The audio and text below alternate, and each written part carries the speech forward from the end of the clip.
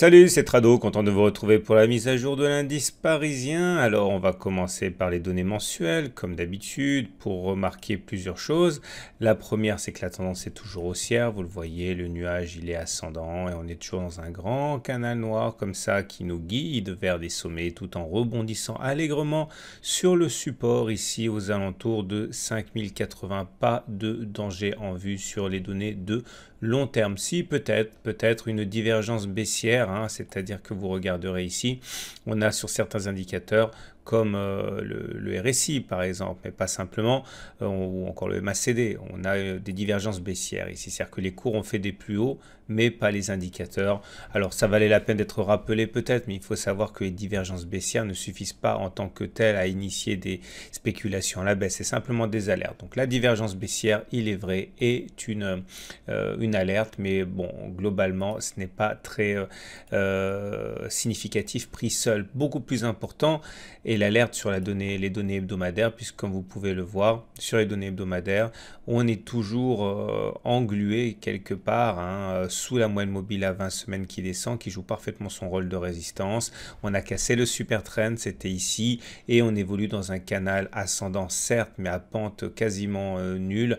Et tout ça, ça signifie que la tendance haussière mollit, hein, sur les données hebdomadaires, sans qu'on puisse dire pour l'instant qu'elle soit baissière, loin s'en faut. Vous voyez bien, on est toujours au-dessus du nuage Ishimoku, mais cette tendance haussière perd de sa superbe.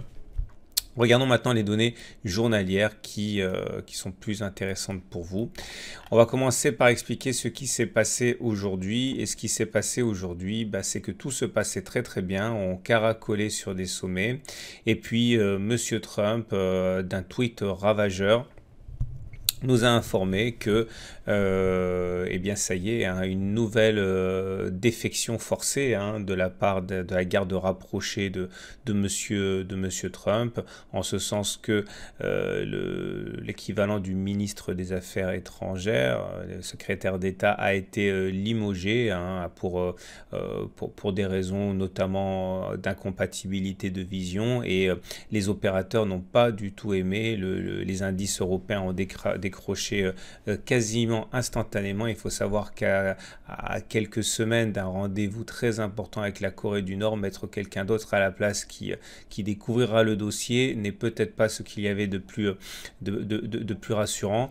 Alors du coup, effectivement, décrochage. Alors où en est-on? Vous voyez, je vais déjà enlever tout ce qui nous sert à rien pour l'instant, et je m'en suis expliqué. J'enlève la M7, j'enlève la M20, j'enlève le super trend, j'enlève le SAR, parce que tant qu'on est dans une figure de congestion, cela perd de l'intérêt, hein. Voilà, on conserve la figure de congestion justement, qui est notre grille de lecture. Vous remarquerez plusieurs choses. Tout d'abord, cette oblique descendante là, finalement elle n'a jamais été passée, hein.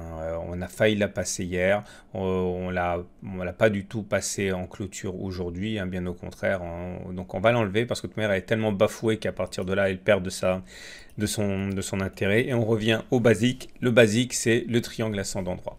La séance d'aujourd'hui ne remet pas en cause, hein, le scénario du triangle ascendant droit, tant qu'on n'aura pas cassé par le haut la figure ou par le bas la figure. Eh bien, de toute manière, on peut conserver, hein, cette hypothèse de travail. Certains verront, pourquoi pas, la naissance en fait d'un triangle ici, vous voyez, entre la partie haute et la partie basse. Pourquoi pas, hein, on peut le rajouter, mais pour l'instant, encore une fois, on va juger sur pièce.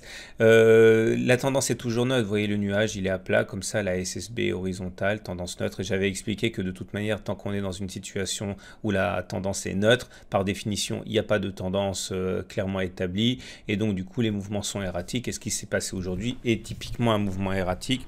On avait tout pour bien finir et finalement, on a sauté sur une occasion pour se faire peur. Et du coup on termine avec moins 0,6%, mais cela ne remet ni en cause la tendance neutre, ni en cause le triangle ascendant droit. J'aimerais également vous parler des indicateurs techniques, simplement pour vous dire qu'on va même pas les étudier, puisque vous voyez, quand on est en tendance neutre, et bien dans les périodes de congestion, les indicateurs techniques perdent de leur superbe. C'est pour ça que vous voyez, le RSI se love autour de 50, montrant que l'équilibre demeure et que l'avantage passe au haussier, au baissier, baissier. Pareil pour le momentum hein, qui zigzague et le MACD. Donc voilà, c'était simplement pour vous montrer pourquoi je n'étudie pas à titre personnel les indicateurs techniques. Lorsqu'on est dans des zones de congestion, c'est pas la peine de se faire peur ni de s'encourager à faire des choses illégitimes. Donc maintenant, plus important, j'aimerais vous parler de cette fourchette d'Andrews. La fourchette d'Andrews, c'est quelque chose que j'aime beaucoup et qui n'est pas suffisamment utilisé à mon sens. Alors voilà l'idée. Je vous rappelle que lorsque l'on arrive à trouver 3 points extrêmes, je vais le refaire avec vous, comme ça, si vous êtes débutant, vous découvrirez comment. Je ne parle pas de la fourchette de chiffres, hein, je parle de la fourchette d'Andrews. Un extrême, deux extrêmes, trois extrêmes. Et on sait, regardez, ça a bien rebondi ici, on sait que l'objectif naturel, c'est d'aller chercher la médiane de la fourchette d'Andrews, dans 80% des cas.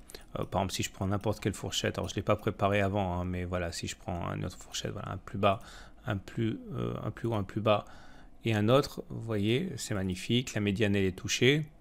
On est même rebondi sur le bas de la fourchette. Bon, c'est pas vraiment ce qui m'intéresse, mais bon, l'idée, c'est que vous compreniez comment ça fonctionne. Et l'idée, c'est que également, lorsque l'on sort de la fourchette d'Andrews sans que l'on en ait eu préalablement touché la médiane, lorsqu'il y a un refus de médiane, l'objectif, c'est d'aller chercher un contact avec la demi-droite qui relie le pivot 1 et le pivot 3, comme ça. J'en parle dans mon module de formation avec plein d'exercices, hein. Et l'idée, c'est que ça allait court, irait donc casser la fourchette et aller chercher les 5158. On a également ce qu'on appelle la boîte d'Austin. La boîte d'Austin, vous prenez la distance 1, 2 et vous prenez la distance entre le pivot 2 et le pivot 3, comme ça. Et vous prenez la plus grande des distances, autrement dit, ici, c'est ce rectangle-là, 1, 2. On va enlever l'autre. Et vous le reportez à partir du pivot 3. Désolé si vous découvrez l'analyse technique, c'est un peu rêche, mais bon, voilà. Globalement, on a jusqu'à cette date, ici, pour aller chercher le contact avec la médiane de la fourchette d'Andrews. Mais plus on attend, plus elle est fuyante.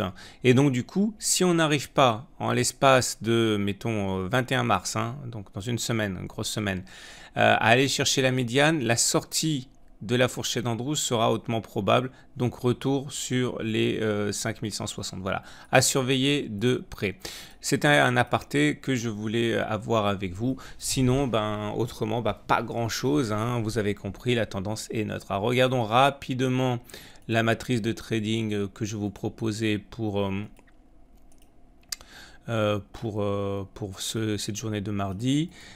J'avais expliqué que quand on passait au-dessus de cette résistance, on allait chercher la partie des 5300. Lorsqu'on passait en dessous, on allait chercher le niveau plus bas. Mais en fait, là, je me trompe, hein, c'est la nouvelle matrice, ça. Pour voir la matrice d'hier, vous la retrouverez dans la copie, dans la photo de l'article. Ça, c'est pour demain. Donc, globalement, j'ai pas fait grand-chose d'autre que remonter la partie 5026, 5216 pour coller au plus bas du jour, puisque c'est significatif. Et donc voilà ce que je vous propose. N'oubliez pas que je trade avec les CFD, mais les CFD c'est pour les traders expérimentés. N'oubliez pas de trader, on me le demande souvent, avec un acteur qui soit reconnu en France et pas domicilié ailleurs. C'est beaucoup plus sûr pour vous. Voilà, il me reste plus qu'à vous souhaiter une bonne journée et je vous dis à demain pour la mise à jour.